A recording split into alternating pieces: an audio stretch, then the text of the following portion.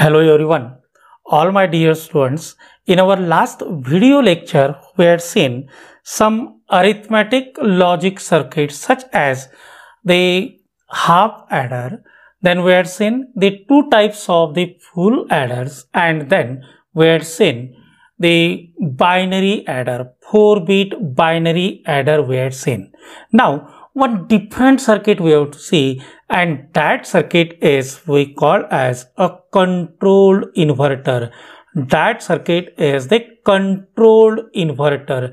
An inverter, a controlled inverter is an inverter which inverts the input bit or the input word, or we can say it inverts the input data as per our requirement. As per the requirement, or we can say we can invert the input and we can pass the data through this inverter without inverting action. That's why this inverter is we call as an controlled inverter. This inverter is we call a controlled inverter. Okay. Now, here the question comes, why we are using this controlled inverter if already we have the various types of the inverters. Which inverters we have? We have these three inverters. First inverter is the NOT gate inverter. We have this NOT gate inverter. The NOT gate inverter inverts the input bit towards the output side. For an example, here if you see its symbol, then its symbol is like this. One triangle is there, and here there is a one bubble at the output side, and here we get the output, and that output is given by y equals to input bar, means y equals to a bar if the input is A. If we apply the input to the inverter, then the inverter inverts the input towards the output side. Here input is A, its output is y equals to A complement. If here the input A is equals to 0, then we get the output y is equals to 1. If the input A is equals to 1, then we get the output y is equals to 0. This is we call an inverter constructed by using the NOT gate. That's why generally when we write down the NOT gate, then in bracket we also write down inverter. Okay, so we have the first inverter. That first inverter is the NOT gate inverter. Then we have the universal gates. We have the universal gates. These universal gates are the NAND gate. First universal gate is supposed to be a NAND gate, and second is the NOR gate. Means already we have the NAND gate inverter and the NOR gate inverter.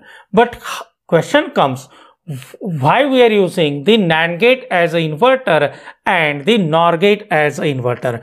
But before going towards the reason of using the NAND and NOR gate as an inverter, I just like to show you how we can construct the NAND gate inverter and the NOR gate inverter. But for that, here we have to draw the logical diagram.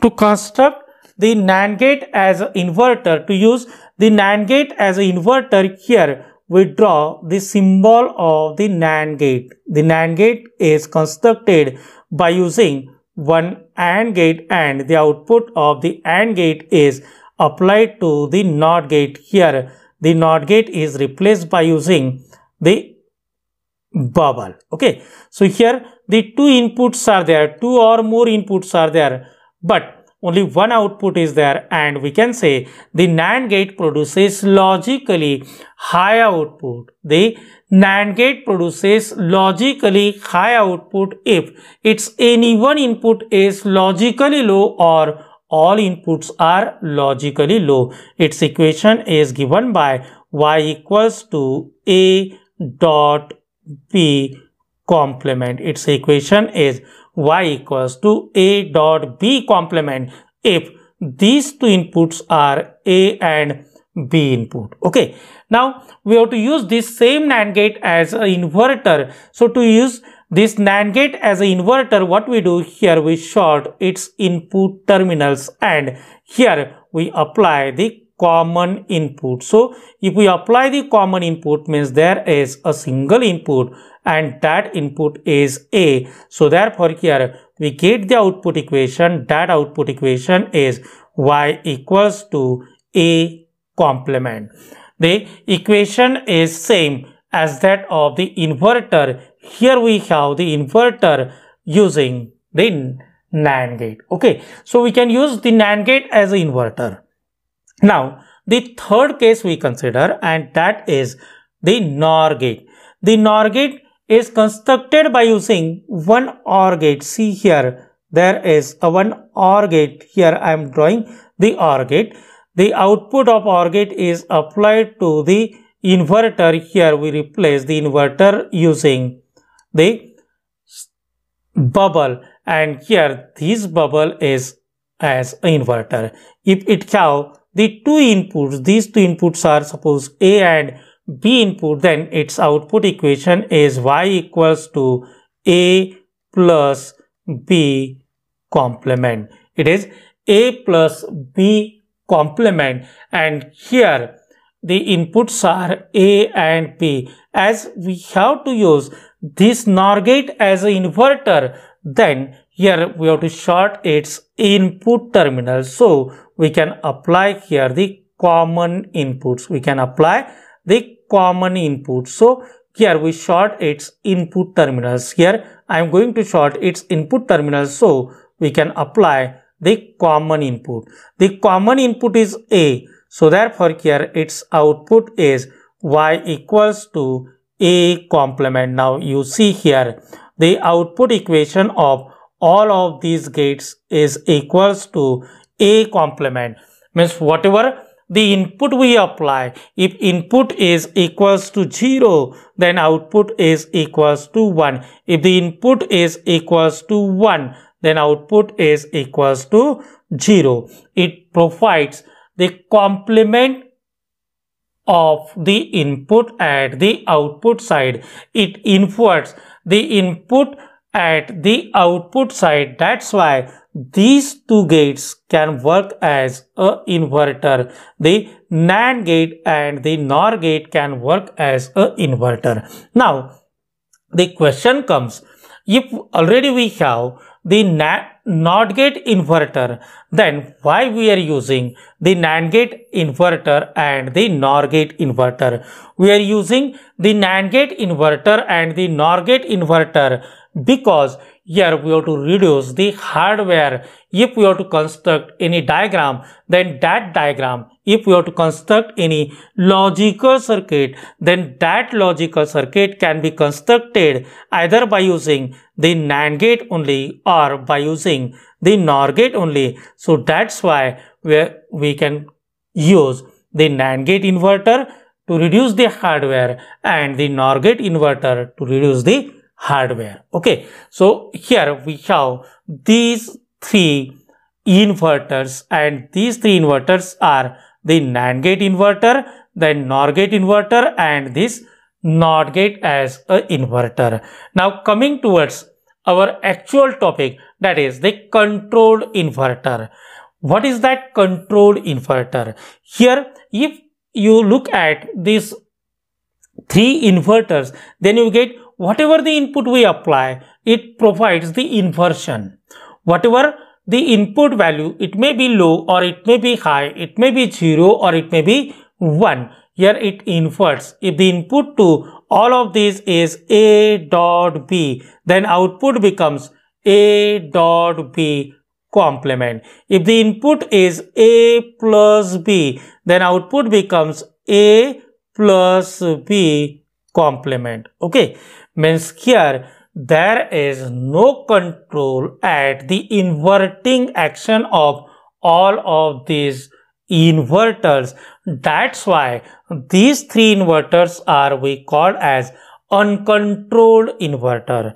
These three inverters are the uncontrolled inverter, and here sometimes we require to use the inverter to pass the data without inversion or to apply the inversion to the data. That's why we require to use the inverter. That inverter is we call as a controlled inverter. Inverter is the controlled inverter, and here we have the inverter. That inverter is we call as the normal inverter or uncontrolled inverter.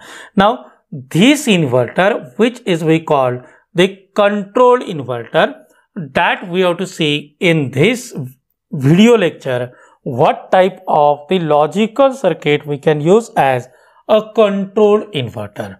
Here there is a question about this, and that question is, what is a controlled inverter? The question is, what is a controlled inverter? Okay, so I think all of you understood what is the controlled inverter, but how we can write down it in the answer book, that is important to us. So one definition we have to write down for this controlled inverter. Okay, so the controlled inverter is a logical circuit. What we have to write down? We have to write down this.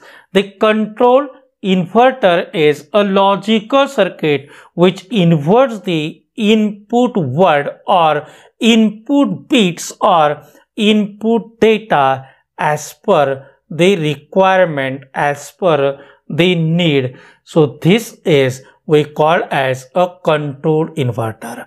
A logical circuit whose inverting action can be externally controlled, that logical circuit is we call as a controlled inverter. That logic circuit is we call a controlled inverter. Then the next question is, what is a controlled inverter? Explain it with the help of its logical diagram. Or they may ask a question like this: define a controlled inverter, explain the working of 4-bit controlled inverter. 4-bit, or they may ask for the 8-bit 4-bit control inverter or 8-bit control inverter with the help of its logic diagram. Okay, so the control inverter is a logical circuit which inverts the input bit or the input data or the input word, but its inverting action, its inverting function is externally controlled. Okay, so how we can construct, that is a big question. For the construction of this control inverter, we require to use one logic gate. That logic gate is the XOR gate. What type of gate we use? That gate is an XOR gate. So before moving towards the control inverter, I would like to tell you all about the XOR gate in brief. Okay, so the XOR gate logical equation is Y equals to A XOR B. We read it as A XOR B, or we can say its logical equation is Y equals to A bar B plus A B bar, or we can read it as A invert B plus A B invert. Okay, now here this is a logical equation of the XOR gate. Here I am going to draw a symbol of the XOR gate. The XOR gate symbol is similar to the OR gate. Here there is a one vertical line at the input side and it have the two inputs. One tip for you: if you are going to buy this XOR gate, for the XOR gate the IC 7486 is used. The IC 7486 is used, and this is only the 2-input XOR gate. It is only the 2-input XOR gate. Inside this IC, there are 4 number of the XOR gate. These are the 4 number of the XOR gate inside the IC 7486. But only this IC is available for the XOR gate. If you are going to buy the 3-input XOR gate or the 4-input XOR gate, then this is not available in the market, as it have some limited applications. And we can easily construct the 3-input and the 4-input XOR gate by using the 2-input XOR gate. That's why we have only IC 7486, and this is 2-input XOR gate. Okay.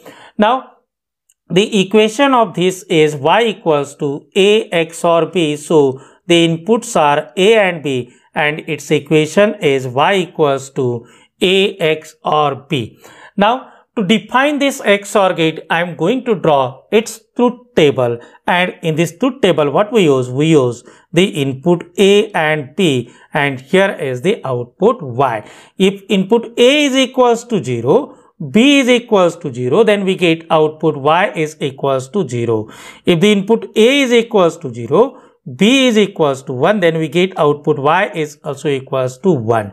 If A is 1, B is 0, then again we get the output Y is equals to 1, and at last here when both inputs are 1 1, we get the output Y is equals to 0. Okay, now by using these 4 output combinations here, we can say the XOR gate. The XOR gate produces logically low output. The XOR gate produces logically low output when it has the equal inputs, same inputs. The equal inputs, A is equals to B, same inputs, A is equals to B. If A is equals to 0, B equals to 0, then output Y is equals to 0.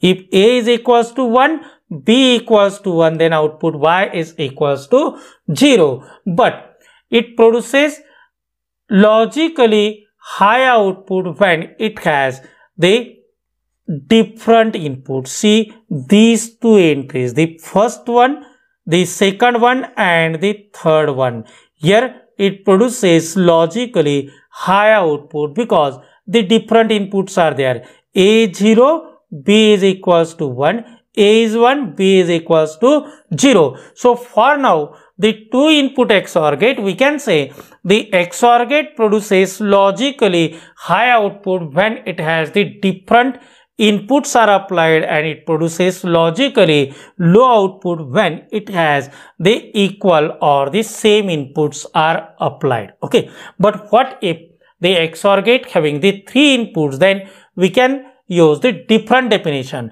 but that definition is also applicable for the 2-input XOR gate. Okay, so this 3-input or more than 2-input XOR gate produces logically high output. The XOR gate produces logically high output Y is equals to 1 when it has odd number of logically high inputs. Odd number of logically high inputs. For an example, we have the 4-input XOR gate having the input A, B, C, D, and these are 1, 1, 1, 0. The number of high inputs are 3, and 3 is the odd number, so therefore it produces output Y is equals to 1. Okay. Now here the same XOR gate, it may be 2 input, 3 input, 4 input, or whatever the number of inputs are there. It produces logically low output Y is equals to 0. It produces logically low output when it has even number of logically high inputs.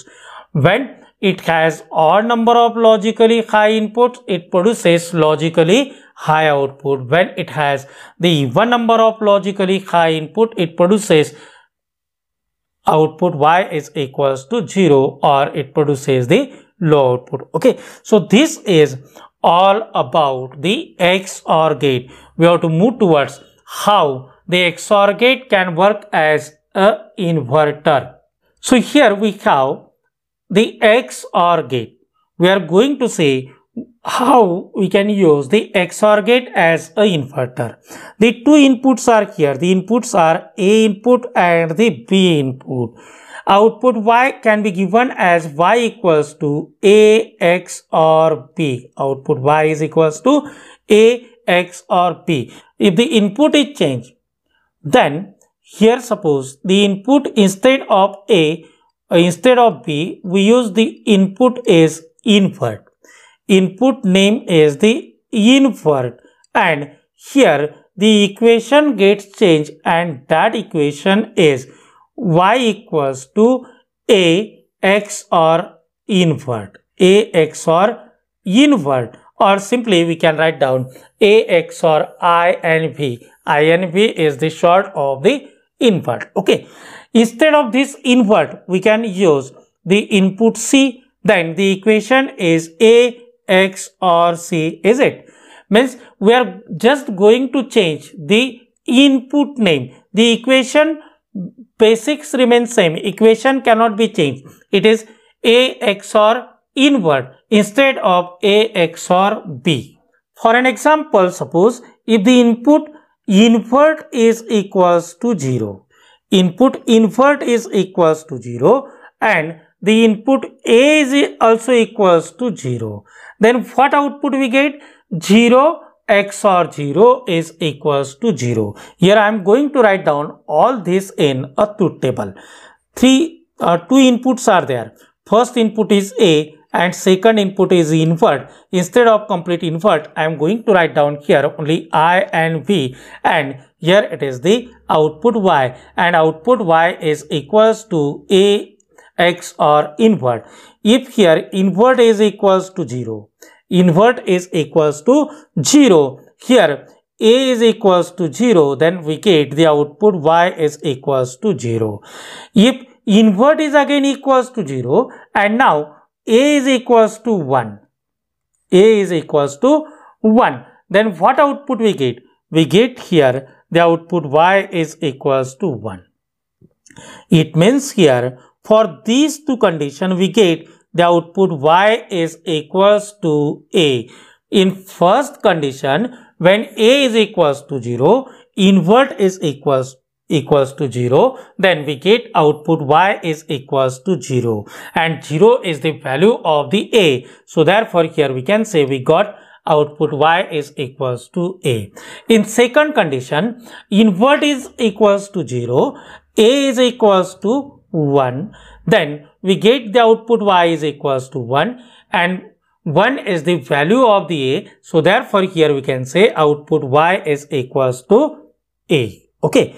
Now the other condition we consider, instead of changing the input A, we change now the invert input. Invert input is equals to 1. A is equals to 0. Invert is equals to 1. Different inputs are there. Output Y is equals to 1. Again, the invert is equals to 1. The invert is equals to 1. A is equals to 1. Equal inputs are there. So we get output Y is equals to 0. In these two conditions, what we get?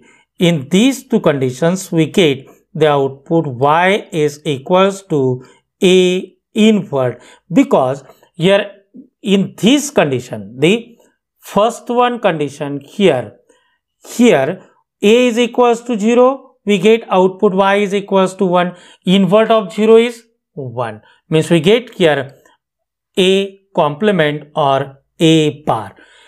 Here in the second condition, A is equals to 1. Then we get output Y is equals to 0. The value of A is equals to 1. But value of A bar is equals to 0. So therefore here we get the output Y is equals to A invert. It means here the XOR gates, one input we keep as it is. We keep the constant, we keep it as it is same. When we keep invert is equals to 0, we get the output y is equals to a, and when we keep the invert is equals to 1, then we get the output y is equals to a complement. You got it? Okay, means when one input terminal of the XOR gate is equals to 0, then the other input passes through this XOR gate without any inversion, without any change. When one input of the XOR gate is equals to 1, that input we consider as invert input.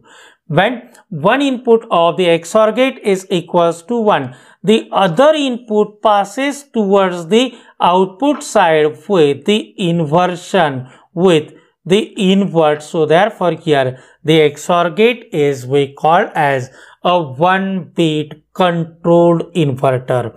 One XOR gate having the 2 input is we call as 1-bit controlled inverter. In your examination, the question is not asked for the 1-bit control inverter, it is asked for the 4-bit control inverter or the 8-bit control inverter. But for whatever the number of bits, the question is asked for whatever the number of bits. Here in examination you have to explain this controlled inverter, this 1-bit control inverter, and then you have to draw the logical diagram of that particular control inverter. Here in this video lecture we are going to see the control inverter. That control inverter is the 4-bit controlled inverter. You can see in this logical diagram we have the 4 number of XOR gate, only one change in this XOR gates combination and the previous XOR gate. It is just this one XOR gate having a horizontal format of drawing the symbol, and this one is a vertical. This is a vertical for one reason, and that we are going to see in the video lecture of the binary adder subtractor or 2's complement adder subtractor. Okay, and here in all of books you can see this type of diagram. So instead of going towards the other diagram, here we see only this one diagram. Okay, so the control inverter is a logical circuit which can invert the input bit or input data or input word, but its inverting action can be controlled externally, and that controlling input, external controlling input is the invert input, and this invert input is available here. What I did in this diagram, here we have the 4 number of XOR gate. One input of the XOR gate is kept for the input data, and here input data is applied by using the 4 bits. So here this is we call 4-bit control inverter. The input data is applied by using the input bits A3, A2, A1 and A0, and the other input of the XOR gate is kept as a common input. The other input is kept as a common input. For this first one XOR gate, suppose we have this is a first XOR gate, this one is the first XOR gate, this is second one, this is third one, and this one is the fourth one XOR gate. Then we can say the input to this fourth XOR gate, the data bit input is A3. For the third one XOR gate, the data bit is the A2. For the second one XOR gate, the data bit is A1, and for the first one the data bit is the A0, and here the outputs are Y3, Y2, Y1 and Y0 respectively. For an example, here we have the data bits, and that data bits are 1 0 1 0, means the input is 1 0 1 0, and here we have to pass the data bits without any change. Suppose the input bits are there and these input bits we have to pass without any change towards the output side. We have to pass it without inversion towards the output side. Then what we do here, we apply the control input. Invert input is equals to 0.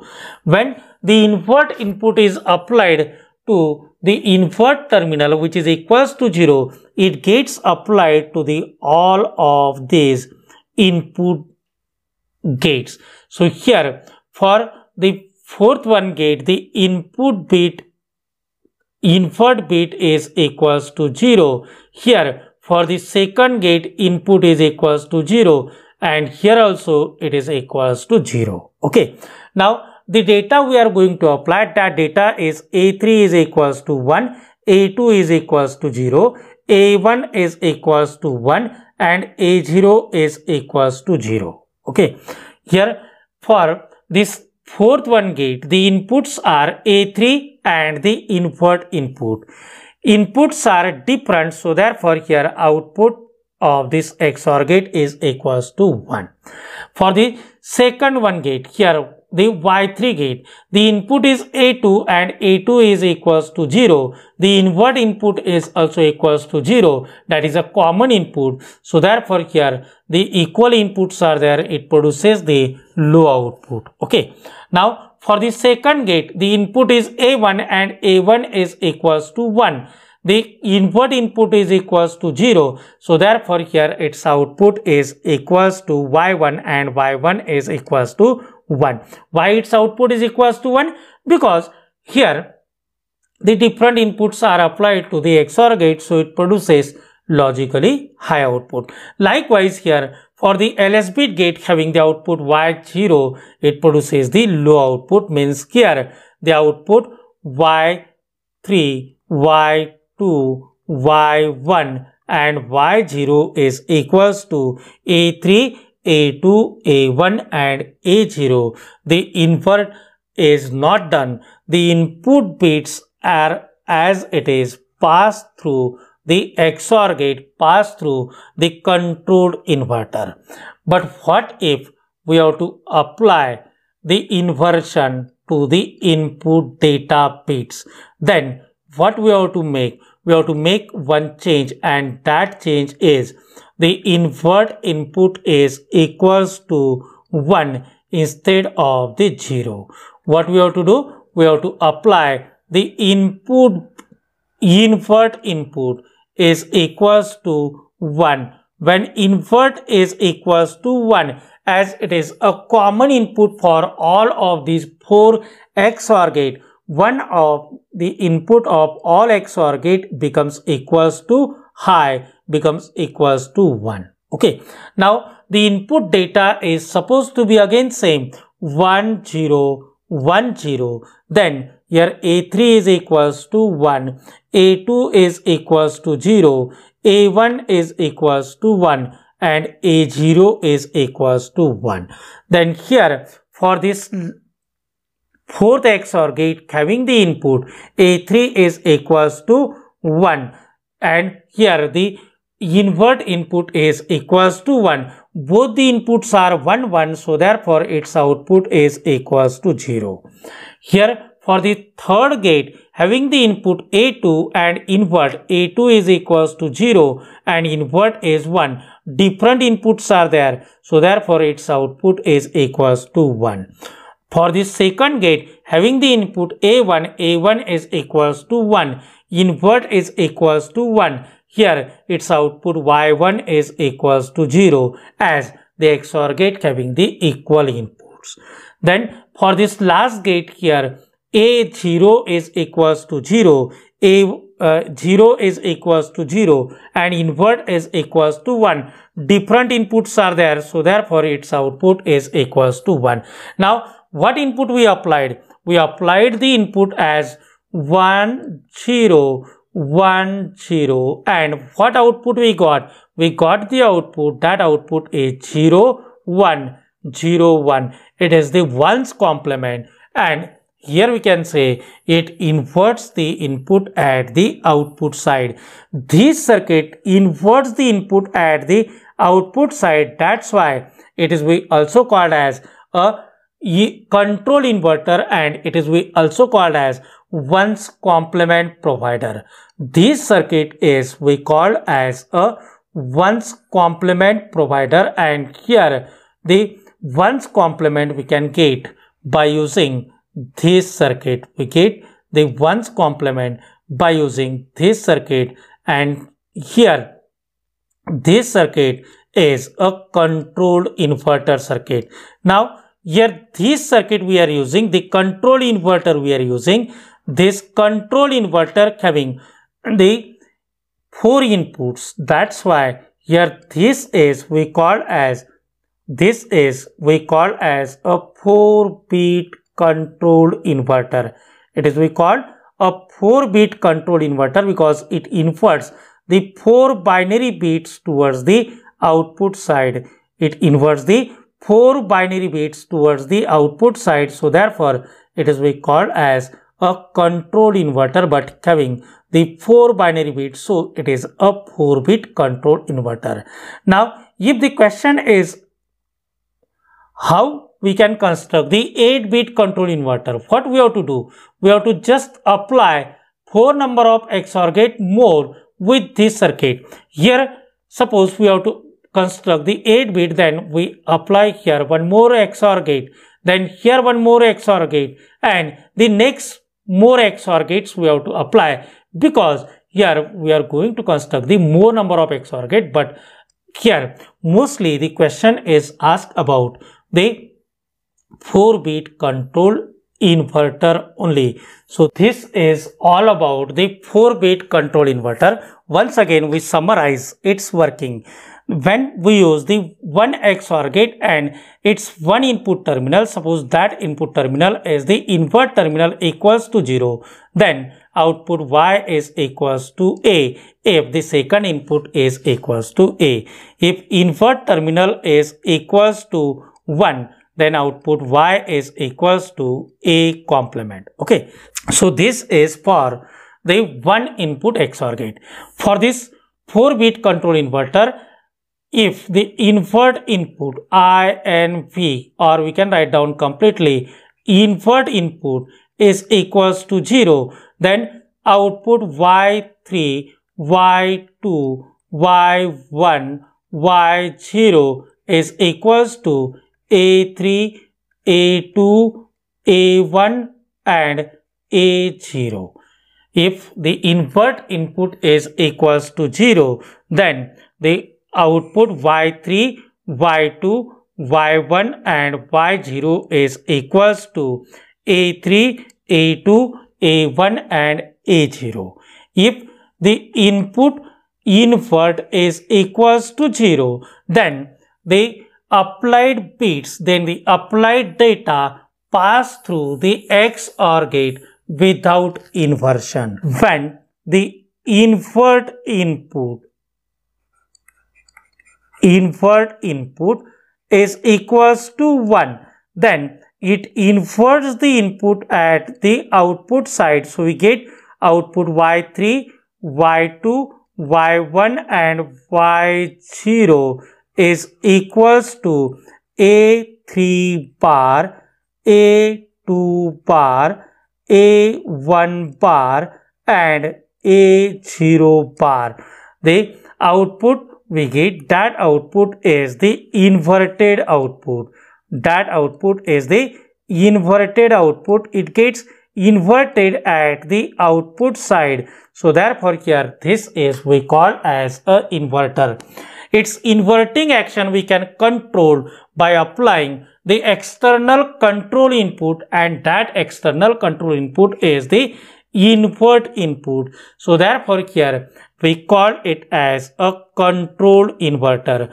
We call it as a control inverter. The inverting action of this inverter can be controlled by applying the control input. That's why it is we call as a control inverter. Okay, so here first we have to write down the meaning of the control inverter. Then we have to write down how the 1-bit control inverter, how the XOR gate can work as a control inverter, and then we have to draw the logical diagram of the 4-bit control inverter, and then we have to explain the 4-bit control inverter with 4-bit data input and the two conditions when invert is equals to 0 and when invert is equals to 1.